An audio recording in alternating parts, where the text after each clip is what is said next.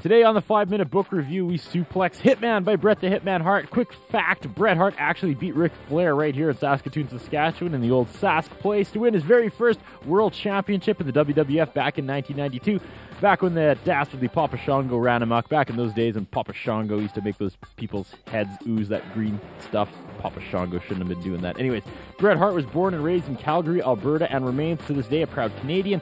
It's been a difficult road for the Hitman. Coin toss to start, and Curtis wins. 5-Minute Book Review starring Ian and Curtis. Today we are taking a look at Hitman by Bret the Hitman Hart. The best there was, the best there is, and the best there ever will be, and that is fact. One of my two favorite wrestlers of all time. I grew up watching wrestling, grew up watching this man's career. It was great reading about it in book form.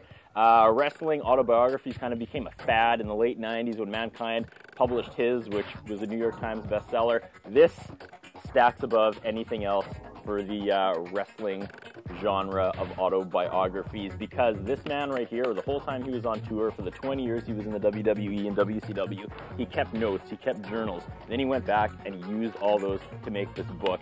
It's harsh at times, he pulls no punches, and the only real flaw I can find in this book is that he's really critical of all the other wrestlers and not critical of himself at all. But the even more annoying part is, if you go back and look at his work in the ring, he's actually right. The man made very few mistakes, if any. I mean, he is one of the best wrestlers of all time. He was the key star of the 1990s in, well, a couple of different promotions. He is the man. But when it comes to this book, I read it, kept getting the same thing over and over again, where he discusses how he's the man. And yes, he's great in the ring, but he continually points out other people's flaws. He continually blames other people for mistakes and describes, like, it's always, any good ideas are always his. And maybe they were, maybe they weren't. I wasn't there, I don't know. But once you're getting to the 400th page, that gets a little old.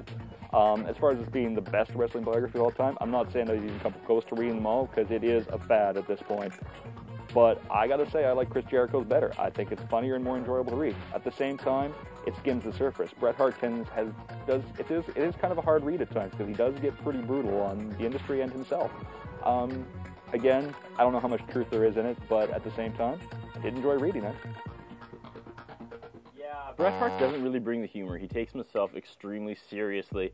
And like you mentioned, he's really hard on his fellow wrestlers. He talks about all the things they do on the road, the drugs and the alcohol. And he puts himself above them because he apparently never dabbled in that. But then he turns around and claims that he had a lot of relations with his fans, which is fair enough. But it's just kind of this two-tier thing where he looks down on everyone else for doing drugs and alcohol, and he does something that's, I don't know, arguably on par. But he wants, you know, total forgiveness from that and says that's his way of dealing with it. Everyone has their vices, and I think he's honest about it to an extent, but at the same time, who can say, right? I mean, it is a rough business. There's a lot going on behind the scenes. It's coming more and more into the light, especially since the death of Chris Benoit.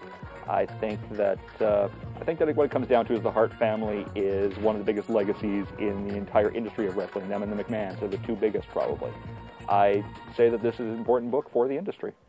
I got to meet Bret Hart on a couple of times, and unfortunately the whole Montreal thing went down in 1997, but I still claim 1997 was the best year in wrestling. He did this thing where he turned on the United States and was just pro-Canada, and even people that hate wrestling, I make them watch a couple Bret Hart interviews he did in Calgary and Edmonton, where he just was so pro-Canada, and people are like, hey, I hate wrestling, but that's really cool. When he talked about healthcare and how awesome Canada is, it was like if Wayne Gretzky all of a sudden just turned on the States, and then before every single hockey game talked about how awesome Canada was and how not cool the U.S. was. It really swelled you with pride, and you're getting that from pro wrestling. But yeah, the lowest point of the book, Ian, was when he's walking through the Holy Land and he's talking about there's that one handprint that is apparently made by Jesus, and he put his hand in the handprint made by Jesus, and it was a perfect fit. No, Bret.